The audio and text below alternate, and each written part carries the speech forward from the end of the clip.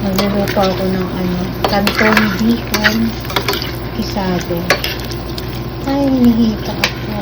Pero gusto ko iluto ko na to. Pag nahihirapan naman ako, hihinto ko muna. Kaya rampisan ko na kasi para bukas hindi na ako magluluto.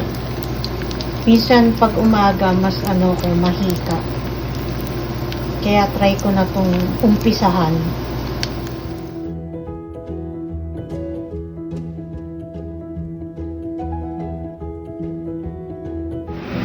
Yan, nilagyan ko na ng gulay. Andyan na lahat. Di ko na nag-video. Pasensya na kasi na, diba? Hindi pa ako malakas. Sabi ni husband, dapat hindi pa ako nagluto. Kaya lang, ito ang best time ko dito. Natapos naman, no? Ito na lang vegetables. Nagkalunin ko lang. Okay na kapag ganyan. Ito na siya. Tapos na.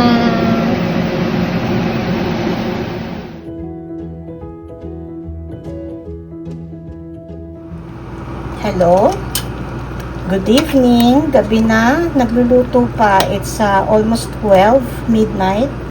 Niluluto ko na to for tomorrow. Just in a pot, put half of this canned coconut milk.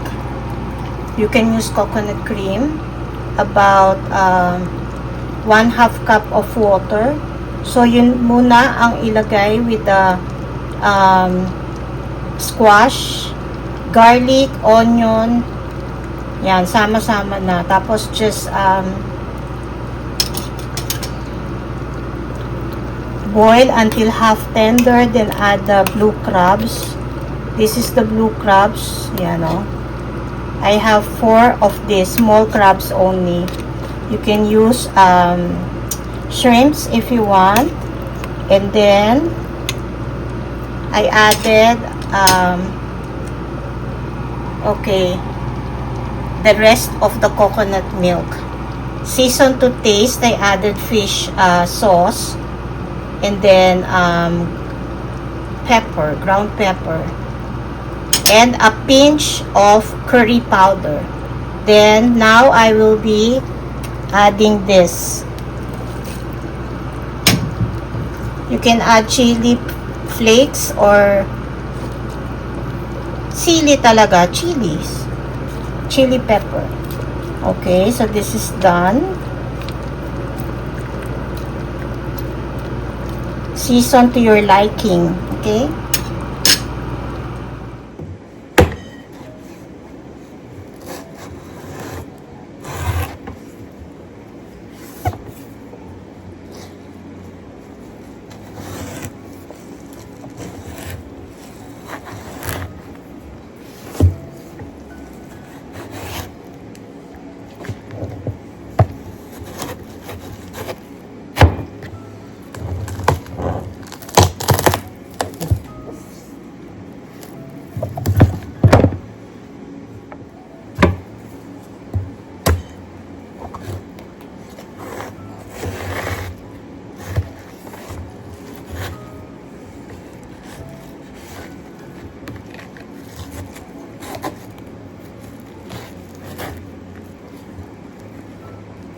Laki, tigos.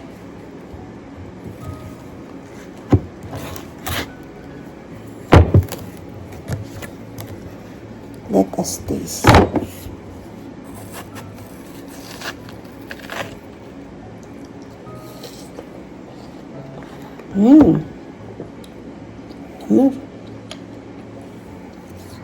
Good morning. Kami ay maagang gumising. Noos ba? 6 o'clock? Kami ay lalabas kasi nga ngayon ay maglilinis sa baba at saka sa mga parking, pati sa basement. Lilinisan niya. Kasi regular. Siguro 2 times a month to. Ay, 2 times a year. So, kailangan walang mga nakapark.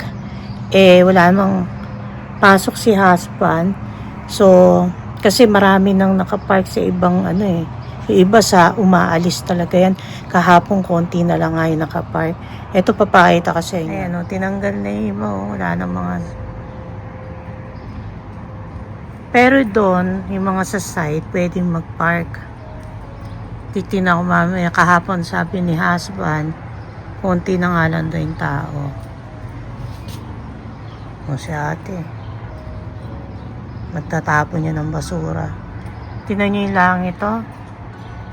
Diba? Kasi sa ibang part ng Calgary ay may smoke na rin. So nagdala na ako ng mask. Pag ganyan, medyo I don't know, walang ano oh.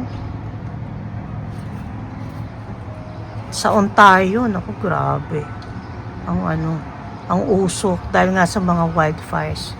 O siya, gugo na kami ha. Ayan oh. Wala na ibang mga cars. Aba, may iba pa. Nandito pa rin, ha? 7 na, oh. 8 o'clock, kailangan. Wala na mga laman yan. Oh. Ito natin. Pati itong mga to, wala na. Ito, siguro hayaan na nila yung mabuhugsan.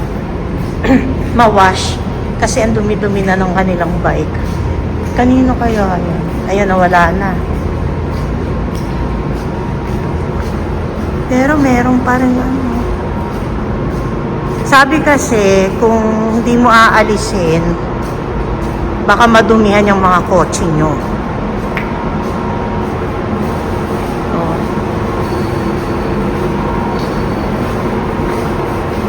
Kami wala, tinanggal na namin, nasa likod namin, no.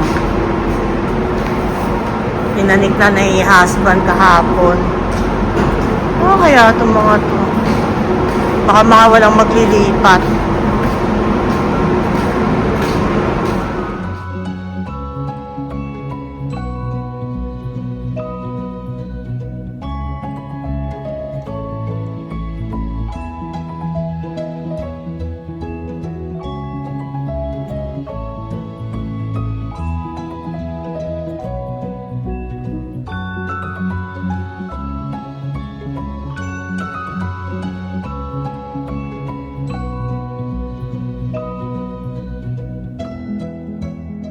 Na ang mapaparkingan, gusto mo dun pa sa labas, delikado rin magparking ngayon sa sa ibang area, hindi makikita yung parking mo. Ayun. Nanakaw pa may catalytic. Oo. Uso dito yung ninanakaw yung catalytic ba yung catalytic inverter. Yung mga converter ng mga kotse, yung sa ilalim. Nanakaw nga yun sa namin, brother-in-law. Ayun, gugo na kami. Talagang maano yung, ayan, may lumalabas ng clouds. First stop, breakfast sa Dennis. Hindi naman to. Ito bali yung order niya, yung ito tsaka ito. So, akin ito, in-orderan ko na lang siya ng toast. Kasi yung butter, and then coffee namin. So, tapos na kami sa Dennis. Ito yung area ng mga ano yan, tawag dito? Stopover ng mga truckers. Tapos U-Haul yan. Ayun yung mga trucks, oh. Tingnan nyo yung oh.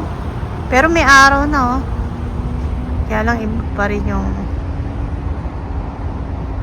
Oh, kami gugo na. Maghahanap kami. Baka mag-mall muna kami. Yan, dito muna kami sa pharmacy, kukuha kami ng gamot. Tapos meron kaming ganito kasi request for brand name drug form. May ganyan pa, kailangan pirmahan yung doktor. Kasi yung minsan yung insurance ayaw nang magbayad ng brand name na gamot. So kung gusto mo yung brand name, may form kang papipirmahan sa family doctor para kung bakit brand name ang dapat mong gamitin. Halimbawa, sabihin kasi yung ang tawag dito, hindi siya ganun ka-effective kaysa yung brand name. Para hindi sa akin ipagamit yung generic drug.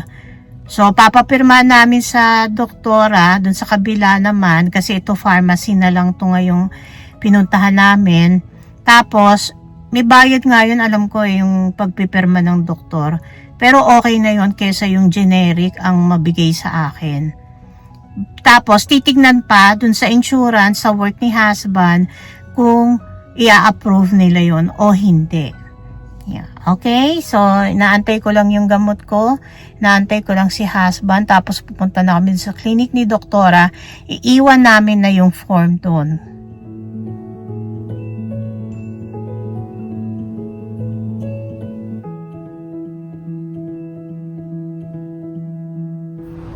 Eto, umuwi kaming 5 o'clock. Hanggang ngayon, hindi pa sila tapos. Oh. Pati sa basement. Tapos sabi ay 3 o'clock na daw nag-start. Imagine, ang sabi nila is 8 o'clock, 8 to 5. Nagpababa lang ako kay husband kasi need ko nang mag-washroom. Naihina ako. Ayun yung ginagawa niya, oh. Ano ba yun? Eh, ano siya eh. Ayan. Pang ano niya. Nilalagyan kasi ng line. Pero 'di ba, imagine nyo naman, tagal-tagal. Ang dami na nga naghabang sa baba. Na parang nabubisit na.